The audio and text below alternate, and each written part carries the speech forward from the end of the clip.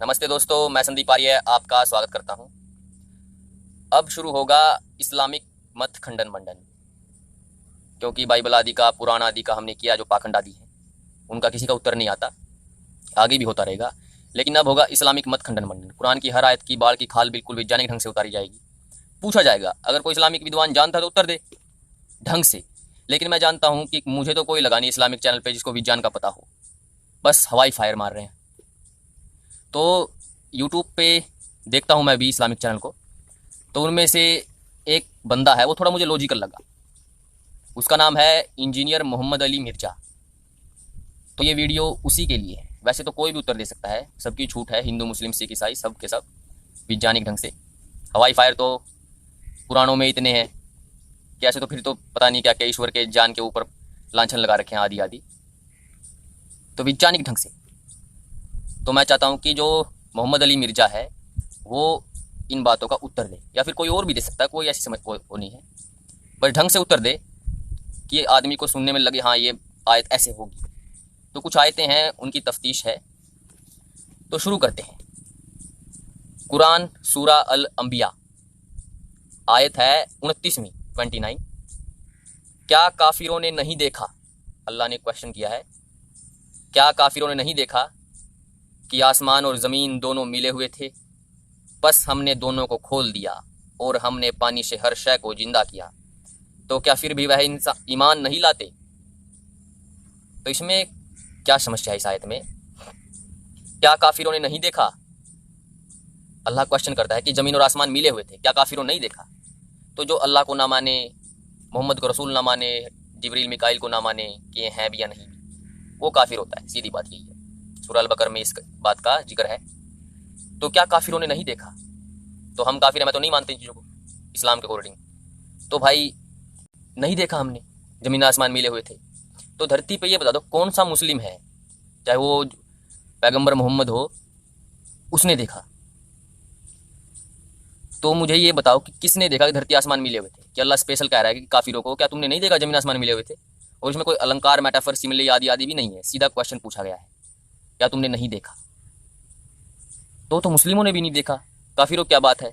और ये बात संभव ही नहीं, क्योंकि कुरान में है कि ज़मीन और आसमान मिले हुए थे। आसमान का सिस्टम बाद में लेंगे, अभी सिर्फ इसी क्वेश्चन का ही हम समीक्षा करेंगे कि ज़मीन आसमान मिले हुए थे, अल्लाह ने उनको खोल दिया, अलग अलग किया, फिर उसकी धरती की मिट्टी से आदम बनाया गया, फिर हवा बनी, फिर उनको इब्लीस ने बहका दिया, धरती पे आ गए, फिर मनुष्य जाति चली इस्लाम के अकॉर्डिंग। तो वहाँ पे कोई था ही नहीं। तो ये क्वेश्चन तो वैसे मुस्लिमों से भी नहीं बनता अल्लाह का, क्या तुमने नहीं देखा? और मुस्लिम कहते हाँ हमने देखा था, हमने तो, काफिरों ने नहीं देखा। कोई भी नहीं है ऐसा। मैंने बहुत सारे मुस्लिमों से पूछा क्या तुमने देखा था, वो कहते नहीं देखा। वो देखते भी कैसे जब कोई था ही नहीं, धरती आसमान जुड़े हुए थे तब। ये तो ऐसी ही बात हो गई कि कोई व्यक्ति है, उसकी शादी हुई 25 साल की उम्र में, और उसका 26-27 साल की उम्र में कोई बच्चा हुआ, और वो अपने बच्चे को कह रहा है क्या जब मैं 15 वर्ष का था क्या तुमने मुझे देखा नहीं? तो वो बच्चा क्या जवाब देगा कि मैं कैसे देखता?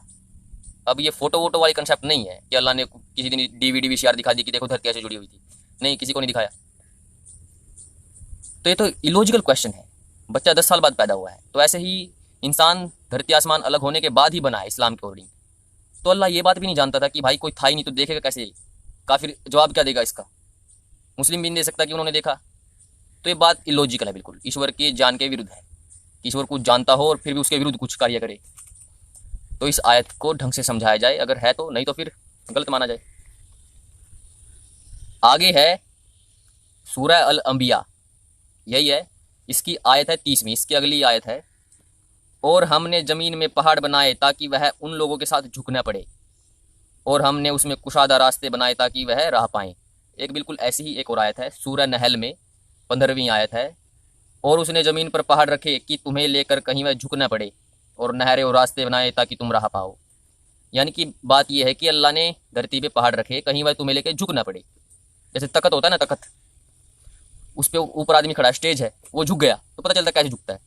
अब धरती गोल है, जहाँ पे मनुष्य है, जो धरती है ये गोल है, तो गोल चीज झुकती कैसे है? دھرتی کنٹینیو موونگ بھی ہے، اپنے ایکسس پہ بھی ہے، اور 23 ڈگری پہ جھکی بھی ہوئی ہے، اور اس میں پہاڑوں کا کوئی لینا دینا نہیں ہے۔ ہاں یہ ایشوری ویوستھا سے ہے، اور سورج کے چاروں طرف بھی چکر لگا رہی ہے، سورج بھی گلیکسی کے چاروں طرف چل رہا ہے، دھرتی اس کے سائڈ ساتھ ساتھ میں ہے، پورا سسٹم ایسے چل رہا ہے۔ تو دھرتی گول ہے، تو اگر اللہ پہاڑ نہ ڈالتا تو دھرتی جھکتی کیسے؟ گول چیز جھکتی کیسے ہے کہ وہ آدمیوں کو لے کے جھکنا پڑے، ساتھ میں آدمی بھی جھک جائیں گے، مطلب گر جائیں گے، جیسے اسٹیج جھک جاتا ہے آدمی گر جاتا ہے۔ تو اگر اللہ پہاڑ نہ ڈالتا تو گول دھرتی جھکتی کیسے؟ بس اتنا اچھا پرشن ہے، یہ 2% ہے، ابھی تو اتنے ہی ہیں، باقی بعد میں لے کے آئیں گے۔ اس سے یہ دیکھ رہا ہوں میں کہ آپ کی سمیکشا بھی کیسی ہے، کہیں اوروں کی طرح اندھ وشواس میں تو نہیں ہے۔ تو کوئی بھی اتر دے سکتا ہے، ویسے کوئی باؤنڈری نہیں ہے کہ بھائی صرف ایک ہی ویکتی کو آنسر دینے ہیں، جس کا من کرے اسلامک اسکالر سے پوچھ کے اتر دے سکتا ہے۔ باقی ہوائی پرندے فائر پتہ نہیں کیا کیا، ان پہ ماننا ہے تو مانتے رہیے بھائی، اپنی طرف سے بھی کچھ بنا لیجیے، کوئی دقت نہیں ہے۔ تو جی اس ویڈیو کو زیادہ سے زیادہ پھیلائیے، سب کو پتہ چلے، تاکہ اس مسلموں کو پتہ چلے، اگر ان کو صحیح پتہ ہے تو اتر بھی آئے، کوئی دقت نہیں ہے، ستیہ جاننا ہے۔ تو جی ویڈیو کو لائک شیئر کمنٹ ضرور کریں، اور آپ کو کسی وشے پر ویڈیو چاہیے تو آپ نیچے لکھ دیجئے، سمے ہوگا تو ضرور بناؤں گا۔ نمستے جی، اوم آریہ ورت۔ آج جو انسان آبزرو کر رہا ہے چیزوں کو، یہ آج سے پہلے نہیں کر رہا تھا، لیکن یہ آبزرویشن نے خدا کے وجود کا انکار نہیں کیا، بلکہ اس کی قدرتوں کی جو ڈیٹیلز ہیں وہ مزید آشکار کر دی انسان کے اوپر، مزید ڈسکوری سے۔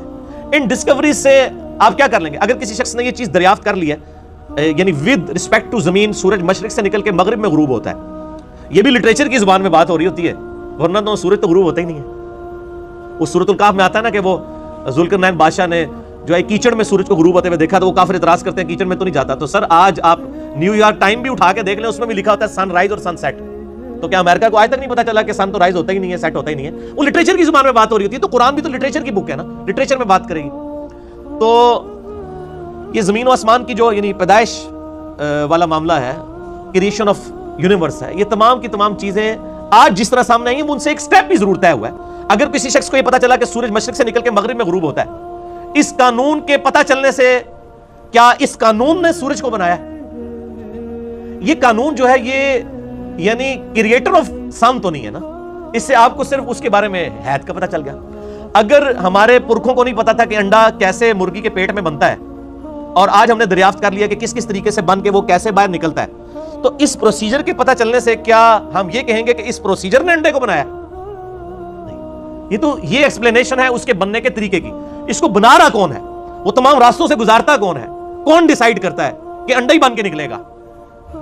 یہ تو کوئی اور چیز ہے۔ اس کے اوپر سائنس پھر کہتے تھے it is physical phenomena of nature. Science نے اپنی عاجزی تسلیم کر لی ہے، وہ میں انشاءاللہ آخری پوائنٹ میں بتاؤں گا۔ تو وہ جو ہندو بھائی نے اعتراض کیا تھا، وہ سورۃ الانبیاء کی آیت ہے، آیت نمبر 30 پارہ نمبر 17 کے اندر جو پہلا ان کا اعتراض تھا۔ اعوذ باللہ من الشیطان الرجیم، بسم اللہ الرحمن الرحیم۔ اولم یر الذین کفروا ان السماوات والارض، کیا کافروں نے یہ نہیں دیکھا؟ لفظی ترجمہ تو یہ بنے گا، با محاورہ ترجمہ ہوگا، کیا کافروں نے نہیں جانا، ان کے علم میں یہ بات نہیں آئی؟ ان السماوات والارض، کہ آسمانوں اور زمین، یعنی سارے آسمان اور زمین، کانتا رتقا، یہ آپس میں گنے ہوئے تھے، ملے ہوئے تھے، ففتقناہما، تو ہم نے ان کو پھاڑ کر جدا کر دیا۔ وجعلنا من الماء كل شيء حي، اور ہم نے ہر زندہ چیز کو پانی سے پیدا کیا۔ افلا یؤمنون، کیا اب بھی ایمان نہ لاؤ گے؟ اس آیت کو اس ہندو نے کوٹ کیا، اس نے کہا یہ جو قرآن دعویٰ کر رہے کہ تم نے نہیں دیکھا، تو کہہ رہا ہم نے واقعی نہیں دیکھا، ہمارے سامنے تو زمین و آسمان پھٹ کے جدا نہیں ہوئے۔ اور اس نے اگلا سوال کیا مسلمانوں نے یہ منظر دیکھا ہے، یا محمد صلی اللہ علیہ وآلہ وسلم نے خود یہ منظر دیکھا ہوا ہے؟ تو میرے بھائی کہاں مسلمانوں کا دعویٰ ہے کہ ہم نے یہ منظر دیکھا ہے؟ یہ لٹریچر کی زبان میں بات ہو رہی ہے کہ تمہارے علم میں یہ زمین و آسمان کی کریشن جو نظر آ رہی ہے، یہ کیا اس چیز کا ثبوت نہیں ہے کہ اس کو کسی نے بنایا ہے؟ اس سے مراد یہ نہیں کہ وہ جو فزیکل واقعہ پرفارم ہوا تھا وہ کسی نے دیکھا تھا۔ کیوں؟ کیونکہ قرآن حکیم خود ہی اس چیز کو ایڈریس کرتا ہے۔ سورہ حمیم السجدہ سورت نمبر 41 میں آیت نمبر 9 سے لے کے 12 تک اللہ تعالیٰ خود ترتیب بتا رہا ہے کہ ہم نے پہلے زمین کو پیدا کیا، پھر آسمانوں کی طرف متوجہ ہوئے، آسمانوں کو پیدا کیا، پھر زمین میں اللہ تعالیٰ نے ریسورسز رکھے، اس میں اللہ تعالیٰ نے مخلوقات پیدا کی۔ یہ ساری ترتیب تو خود قرآن بتا رہا ہے سورہ فصلت، سورہ حمیم السجدہ کے اندر۔ کہ کریشن آف یونیورس کے بعد انسان پیدا ہوا ہے، تو ظاہر ہے پھر یہ سوال ہی انویلڈ ہو جائے گا کہ انسان سے یہ پوچھا جائے کہ تو نے کریشن آف یونیورس دیکھی ہے؟ تو یہ ہے کہ کریشن آف یونیورس جو ہو چکی، وہ جو تم نے دیکھی اس کے ذریعے اس کے کریٹر کو پہچانا، یہ کہنے کا مقصد ہے۔ اللہ تعالیٰ سورہ نساء کی آیت نمبر 82 میں ارشاد فرماتا ہے، اعوذ باللہ من الشیطان الرجیم، بسم اللہ الرحمن الرحیم۔ بہت زبردست آیت ہے، یہ سارے کے سارے معاملے کو کھول کے بیان کرے گی کہ قرآن حکیم کو آپ نے لٹریچر کی زبان میں سمجھنا ہے۔ افلا یتدبرون القرآن، کیا لوگ قرآن پر تدبر نہیں کرتے؟ ڈیپ تھنکنگ کرو قرآن پر۔ ولو کان من عند غیر اللہ، اگر یہ اللہ کے علاوہ کسی اور ہستی کی طرف سے ہوتا، لوجدوا فیہ اختلافا کثیرا، تم اس میں بہت اختلاف پاتے۔ پہلے صفحے پہ اور بات ہوئی ہے، جا کے 50ویں صفحے پہ اور بات ہوئی ہوتی، انسان تو بھول جاتا ہے پہلے کیا کہہ کے آیا تھا۔ پہلے صفحے پہ لکھا ہوتا ایاک نعبد و ایاک نستعین، اور 50ویں صفحے پہ جا کے یا علی مدد بھی لکھا ہوا ہوتا۔ تو یہ تو نہیں ہوگا۔ قرآن میں اگر شروع میں ہوا ہے کہ اللہ ہی کی عبادت، اسی سے مدد مانگنی ہے، ظاہر یہ اسباب نہیں، وہ تو فزیکل فینومینا آف نیچر کے ساتھ اللہ نے چیزوں کو جوڑا ہے۔ غائب میں مدد، دعا کے لیے پکارنا، تو آخری صفحے تک اللہ ہی کو پکارنا ہوگا دعا میں۔ اللہ فرماتا ہے یہ تدبر کرو، اس کی سچائی ہونے کی دلیل یہ ہے کہ اللہ کے علاوہ کسی اور کی طرف سے ہوتا نا تو اس کی آیات آپس میں ٹکرا رہی ہوتی، بہت اختلاف ہوتا۔ تو ایسا نہیں ہے، آپ کو بظاہر ٹکراتی ہوئی نظر آتی ہے، لیکن جب آپ کانٹیکسٹ دیکھتے ہیں، ساری آیات کو ایک جگہ جمع کرتے ہیں تو آپ کو بات سمجھ آ جاتی ہے۔ کیوں؟ قرآن بار بار یہ بات ریپیٹ کرتا ہے مختلف انداز میں، اور پارہ نمبر 28 کے اندر جا کے تو بڑا کلیئر کٹ ہے، لِمَ تَقُولُونَ مَا لَا تَفْعَلُونَ، تم وہ بات کیوں کرتے ہو، کیوں کہتے ہو وہ بات جو خود نہیں کرتے؟ یعنی قول اور فعل میں تضاد نہیں ہونا چاہیے۔ تو جب اللہ ہمیں یہ کہہ رہا ہے تو اللہ کے قول و فعل میں بھی تضاد نہیں ہوگا۔ قرآن اللہ کا قول ہے اور یہ پوری یونیورس اللہ کا فعل ہے، قول اور فعل میں تضاد نہیں ہو سکتا۔ ہاں یہ ہو سکتا ہے کہ سائنس ابھی اس لیول تک نہ پہنچی، اس کو بظاہر تضاد نظر آ رہا ہو، اس لیے ہم کہتے ہیں قرآن حکیم کی کوئی ایک آیت بھی اسٹیبلش سائنس کے خلاف نہیں ہوگی، ہائپوتھیسس کے خلاف ہو سکتی ہے، کیونکہ سائنس نے کئی دفعہ یو ٹرن بھی لیا۔ تو ہائپوتھیسس الگ چیز ہے، اسٹیبلش سائنس جو فیکٹس ہے، فیکٹ آف کریشن ہے، جو اسٹیبلش ہو چکی بھی ہے، اس کے خلاف کبھی بھی قرآن حکیم کی کوئی آیت نہیں ہوگی۔ تو یہ قرآن حکیم میں یعنی غور و تفکر کرنا چاہیے۔ اگر یہ اللہ کے علاوہ کسی اور کی طرف سے ہوتا پھر یہ اختلافات ہوتے ہیں۔ اب دنیاوی طور پہ میں آپ کو ایک مثال دیتا ہوں۔ اگر میں اناؤنسمنٹ دوں کہ ڈاک خانے میں، پوسٹ آفس میں روزانہ صبح 9 سے 5 بجے تک بل جمع ہوتے ہیں، بجلی کے، گیس کے، ٹیلی فون کے، آپ اتوار والے دن، سنڈے والے دن وہاں پہنچ جاتے ہیں اور آپ دیکھتے ہیں کہ آگے ڈاک خانہ بند ہے، اور آپ آگے مجھ سے گلا کرتے ہیں کہ جی علی بھائی آپ نے یہ بات کہی تھی کہ 9 سے 5 تک بل جمع ہوتے ہیں، وہ تو ڈاک خانہ بند تھا، تو آپ جھوٹے نکلے۔ کیا میری یہ سٹیٹمنٹ بظاہر رانگ ہونے کے اوپر مجھے جھوٹا ڈکلیئر کیا جا سکتا ہے؟ میں کہوں گا کہ میرے بھائی یہ تو اسٹیبلش فیکٹ تھا کہ اتوار والے دن چھٹی ہوتی ہے، تو جب میں یہ بات کر رہا تھا کہ 9 سے 5 تو اس کا مطلب امپلائڈ تھا اس کے اندر کہ ادر دین سنڈے، کیونکہ سنڈے والا فیکٹ تو اسٹیبلش ہے۔ قرآن جگہ جگہ اب یہ فیکٹ اسٹیبلش کر رہا ہے کہ کریشن آف یونیورس انسان کی کریشن سے پہلے ہوئی ہے۔ تو اب جب قرآن یہ بات کرے گا کہ کافروں نے نہیں دیکھا کہ زمین و آسمان ملے ہوئے تھے، ہم نے ان کو پھاڑ کر جدا کیا، تو یہ نہیں کہنا چاہ رہا ہوگا کہ فزیکل یہ منظر دیکھا، وہ کہنا چاہ رہا ہوگا کہ یہ ہماری قدرت ہے، کہ الٹیمیٹلی جو کائنات تمہیں سامنے نظر آ رہی ہے یہ ہماری قدرت کا منظر ہے، اسے دیکھو اور خدا تک پہنچو۔ ٹھیک ہو گیا؟ تو یہ لٹریچر کی زبان میں بات ہو رہی ہے۔ اسی طریقے سے کافر اکثر کوٹ کر دیتے ہیں سورہ التوبہ کی آیت کہ جہاں پہ بھی کافر نظر آئے اسے قتل کر دو، حالانکہ پورا کانٹیکسٹ بیان ہو رہا ہے۔ ایک پیس ٹریٹی ہوا تھا کفار مکہ اور نبی صلی اللہ علیہ وسلم کے درمیان، امن کا معاہدہ ہوا تھا، اور اس میں یہ چیز طے پائی تھی کہ جو یہ معاہدہ توڑے گا پھر دوسرے فریق کو حق حاصل ہوگا کہ وہ اس کے ساتھ جنگ کر سکتا ہے۔ وہ کافروں نے معاہدہ توڑ دیا، تو قرآن پاک میں آیا کہ اب انہوں نے صلح حدیبیہ کا معاہدہ توڑا ہے، لہٰذا جو یہ عہد شکنی کرنے والے لوگ ہیں ان کو قتل کیا جائے۔ تو وہ صرف ایک جملہ اٹھا لیتے ہیں کہ جہاں پہ بھی کافر نظر آئے اس کو قتل کر دو، نعوذ باللہ۔ قرآن اسلام تو نام ہی پیس کا ہے، اسلام کا مطلب کیا ہے؟ پیس، امن۔ To acquire peace by submitting your will to Allah, اپنی رضا اپنے رب کے حوالے کرنا، سر تسلیم خم کرنا، اس کو بھی اسلام کہتے ہیں، اور امن کا حصول اسے بھی اسلام کہتے ہیں۔ تو آؤٹ آف کانٹیکسٹ چیزیں نہیں ہونی چاہیے، پورا مقدمہ دیکھنا چاہیے۔ لہٰذا سورۃ الانبیاء کی آیت نمبر 30 پہ جو اس ہندو بھائی کا اعتراض تھا، میں نے وہ پورا کھول کے بیان کر دیا کہ وہ ان کے سمجھنے میں فرق لگا ہے، اور اگر وہ مودودی صاحب کا ترجمہ پڑھ لیتے تو انہوں نے تو ترجمہ کیا کیا کافروں نے نہیں جانا کہ زمین و آسمان ملے ہوئے تھے، یرو کا ترجمہ انہوں نے با محاورہ کر دیا، تو ان کو یہ پرابلم کلیئر ہو جاتی۔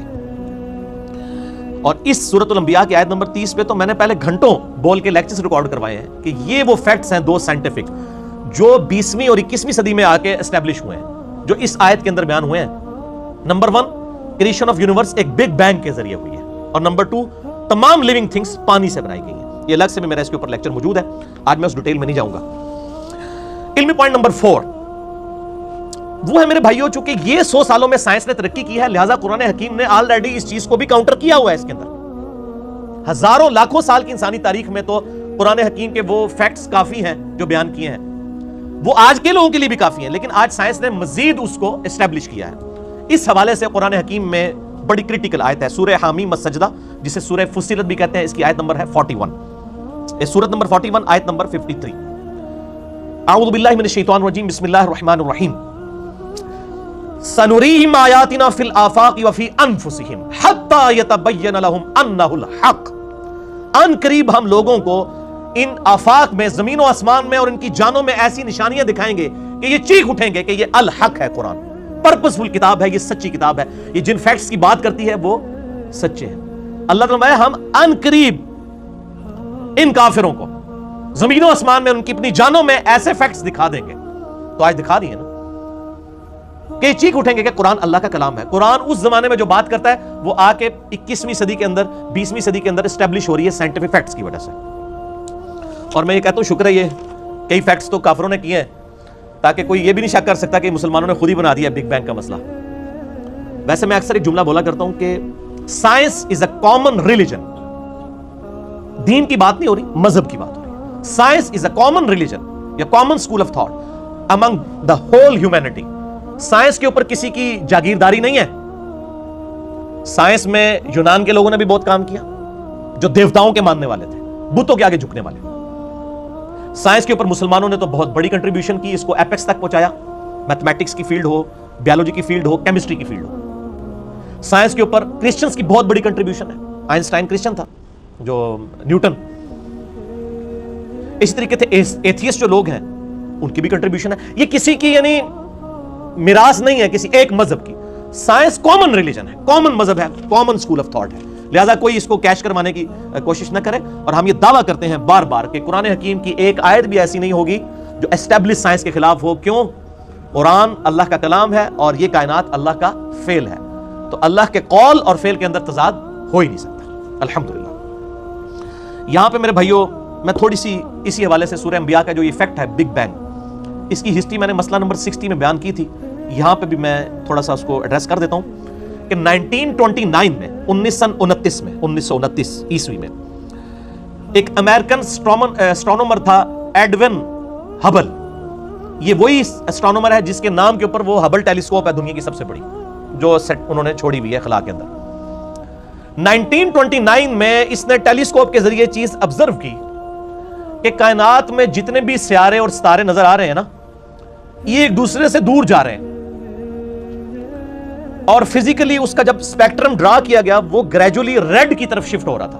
اور یہ فزکس کا قانون ہے کہ اگر کسی موونگ آبجیکٹ، یعنی ادھر سے اگر ایک آبجیکٹ موو کر کے مجھ سے دور کی طرف جائے نا اور اس کا اسپیکٹرم ڈرا کیا جائے تو وہ ریڈ کی طرف شفٹ ہوتا ہے، جتنا دور جائے گا اتنا ریڈ کلر واضح ہوگا۔ تو اس نے جب اسپیکٹرم ڈرا کیا تو اس ریزلٹ پہ پہنچا کہ یہ تو سارے جو آبجیکٹس ہیں یہ تو موو کر رہے ہیں اور ایک دوسرے سے دور جا رہے ہیں۔ تو اس نے کہا کہ اگر یہ ایک دوسرے سے دور جا رہے ہیں تو یقیناً کوئی ایک وقت ایسا ہوگا کہ یہ سارے آبجیکٹس ایک ہی جگہ پر جمع ہوں گے۔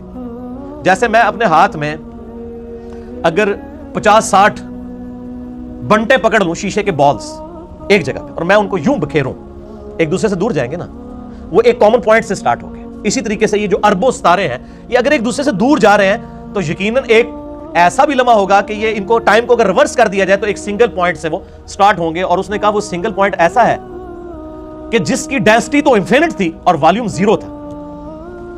اور سائنس میں کوئی ایسی چیز نہیں ہوتی کہ جس کی ڈینسٹی انفینٹ ہو، نہ ختم ہونے والی، اور اس کا والیوم، اس کا حجم 0 ہو۔ اس کا مطلب کیا ہے کہ عدم محض سے وجود بخشا گیا چیزوں کو، چیزیں موجود نہیں تھی اچانک پیدا ہو گئی۔ کریشن ایکس نہیں لو، کائنات کسی ول آف گاڈ کی وجہ سے پروڈیوس ہوئی ہے، عدم محض سے وجود بخشا گیا۔ اور اس بڑے دھماکے کو انہوں نے کہا کہ یہ بگ بینگ ہے۔ اب بگ بینگ پہ میں نے مسئلہ نمبر 60 میں ڈیٹیل سے گفتگو کی، میں آج اس ڈیٹیل میں نہیں جاؤں گا ورنہ میری یہ گفتگو لمیٹڈ ٹائم میں کور نہیں ہوگی۔ اچھا، جب اس نے یہ بات کی تو پھر یہ عوام کے سامنے آیا۔ پھر آئنسٹائن نے تو آلریڈی میتھمیٹیکلی یہ چیز پروف کر دی تھی، ایکسپینڈنگ یونیورس، کہ کائنات پھیل رہی ہے۔ جب یہ دو حقائق سامنے آئے، فزیکلی آبزرویشن بھی اور میتھمیٹیکلی، تو پھر لوگ اس تلاش میں شروع ہو گئے اگلے سٹیپ کے لیے کہ اگر وہ بگ بینگ ہوا تھا تو اس دھماکے کی باریک سی نوائز اور ریڈیشنز آج بھی موجود ہونی چاہیے۔ جیسے کہیں پہ بم پھٹے تو وہاں پہ دھواں اڑتا ہے اور ریڈیشنز اور شاک ویوز پروڈیوس ہوتی ہیں, اور کائنات کا اتنا بڑا دھماکہ ہے تو چاہے وہ اربوں سال پہلے ہوئے, آج تک شاک ویوز کوئی لمیٹڈ فارم میں تو موجود ہوں گی. تو یہ دو سائنٹسٹ تھے, ان کا نام تھا, ایک کا نام تھا اے پینزیاز اور دوسرا تھا ڈبلیو ولسن. انہوں نے 1965 میں وہ cosmic microwave background radiations دریافت کر لی. ان کو کہتے ہیں CMBR, cosmic microwave background radiation, جو بگ بینگ کی وجہ سے پروڈیوس ہوئی تھی. 1978 میں ان دونوں کو نوبیل پرائز دیا گیا اس کے اوپر کہ اب فزیکلی آپ نے پروف کر دی یہ چیز. وہ آج تک اس دھماکے کے اثرات موجود ہیں کائنات کے اندر. پھر 1989 سے لے کر 1993 تک 4 سالوں کے لیے امریکہ نے ایک اسپیس شٹل ڈسکوری لانچ کی تاکہ فزیکلی خلا کے اندر ان چیزوں کو آبزرو کیا جائے, اور اس کے اوپر $160 ملین لگے. آپ جا کے ذرا گوگل پہ لکھیں CMBR, cosmic microwave background radiation, پوری آپ کو ویکیپیڈیا بتا دے گا کہ یہ کیسے کیسے پہلے ہبل نے دیکھا, اس کے بعد یہ ڈیٹیلز آئیں, اور پھر 1989 میں اسپیس شٹل لانچ کی گئی. $160 ملین لگا کے امریکہ نے اور اس چیز کو اسٹیبلش کیا گیا کہ بگ بینگ جو ہے وہ ہوئی تھی. اور میں اکثر بولتا ہوں کہ ہر شے میں انسان کو خدا نظر آتا ہے.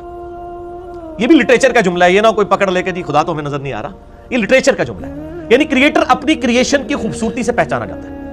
تو سائنٹسٹ نے انسانی تاریخ کی سب سے بڑی دریافت, ڈسکوری قرار دیا تھا بگ بینگ تھیوری کے اسٹیبلش ہونے کو. بگ بینگ آج کی ڈیٹ میں تھیوری نہیں ہے, یہ ایک سائنٹیفک فیکٹ ہے, اور ان کا ہم نے ہینڈ رائٹنگ آف گاڈ دیکھ لی ہے اس کی وجہ سے. میتھمیٹکس کو کہا جاتا ہے نا کہ ہینڈ رائٹنگ آف گاڈ کسی نے دیکھنی ہے, خدا کی ہینڈ رائٹنگ, تو وہ سائنٹسٹ کہتے ہیں وہ میتھمیٹکس ہے. ہر فزیکل فینومینا کے لیے آپ ایکویشن بنا سکتے ہیں. اب چونکہ میں میکینیکل انجینئر ہوں اور آپ کو پتا ہے انجینئرنگ جو ہے وہ تو اپلائیڈ سائنسز ہے, تو ہم لوگ ہر چیز کا میتھمیٹیکل ماڈل بناتے تھے اور اس سے وہ چیزیں اسٹیبلش ہو جاتی تھی. تو میتھمیٹیکل ماڈل جو ہے یہ خدا کی ہینڈ رائٹنگ ہے. اب یہ نہیں کہ آپ کو کہ فزیکل ہینڈ رائٹنگ, یہ بھی لٹریچر کی زبان میں بات ہو رہی ہے. تو یہ سارے کے سارے فیکٹ سائنس نے اسٹیبلش کیے, اور الحمدللہ آج اللہ تعالیٰ کو اس حوالے سے سمجھنا آسان ہو چکا ہے. دوسرا اعتراض اس ہندو بھائی نے کیا تھا کہ جی قرآن حکیم میں جگہ جگہ آیا کہ ہم نے پہاڑوں کو ایک کہیں پہ آیا یہ لنگر ڈال دی ہیں, کہیں پہ آیا یہ میخیں ہم نے گاڑ دی ہیں تاکہ زمین نہ ڈولے. تو اس نے کہا کہ یہ تو اس سے تو پتہ چلتا ہے کہ قرآن حکیم جو ہے وہ زمین کو چوکور مانتا ہے کہ یہاں پہ پہاڑ رکھ دیے ہیں بیلنس کرنے کے لیے تاکہ یہاں سے یہاں نہ ڈول جائے. تو کہتے ہیں زمین تو ڈول سکتی نہیں, زمین تو گول ہے. تو یہ سائنٹیفک ایرر ہے. ہمارا چیلنج ہے پورے قرآن پاک میں کہاں یہ بات آئی ہے کہ زمین چوکور ہے. گول ہونے کے اشارے پھر بھی آئے ہیں, چوکور کے تو نہیں ہے. لہٰذا یہ قرآن حکیم میں کہنا کہ اللہ تعالیٰ فرماتا ہے ہم نے زمین کو بچھونا تمہارے لیے بنایا, وہ کہتے ہیں بچھونے سے مراد ہے کہ چوکور ہے. اس سے آپ نے کیسے یہ سمجھ لیا؟ اس لیے بچھونا کہا گیا کہ آج آپ کو سائنس بتا رہی ہے کہ ہر سیکنڈ میں زمین پہ 2 زلزلے آتے ہیں, ہر سیکنڈ میں. اگر ان کا ایمپلیٹیوڈ بڑھ جائے نا تو زمین تباہ و برباد ہو جائے, ان کا ایمپلیٹیوڈ کم ہوتا ہے. ایسی زمین جہاں ہر سیکنڈ میں 2 زلزلے آ رہے ہوں, اس کو رہنے کے قابل بنا دینا. پھر اس کی 4 موشنز ہونا, سورج کے گرد الگ سے, اپنے محور کے گرد الگ سے, وہ 23.5 ڈگری کا اینگل جو ہے اس کے گرد سائنوسائیڈل اس کی جو موومنٹ ہے وہ الگ سے, جس کی وجہ سے موسم بدلتے ہیں. یہ میں نے مسئلہ نمبر 60 میں ساری ڈیٹیلز بتائی ہیں کس کس سپیڈ سے یہ موومنٹ ہو رہی ہے. اس کو رہنے کے قابل بنا دینا تو بچھونا ہی ہے نا. پھر ایک بہت بڑی کرویچر ہے, جیسے یعنی زمین کا سرکمفرنس ہے 40,000 کلومیٹر, یعنی ایک چکر کاٹے نا آپ تو 40,000 کلومیٹر آپ طے کریں گے. 40,000 کلومیٹر میں 100 کلومیٹر بھی ایک اسٹریٹ لائن ہی ہوتی ہے. بہت بڑے سرکل کے اندر اگر آپ چھوٹا سا ٹکڑا کنسیڈر کریں گے وہ اسٹریٹ لائن ہی ہے.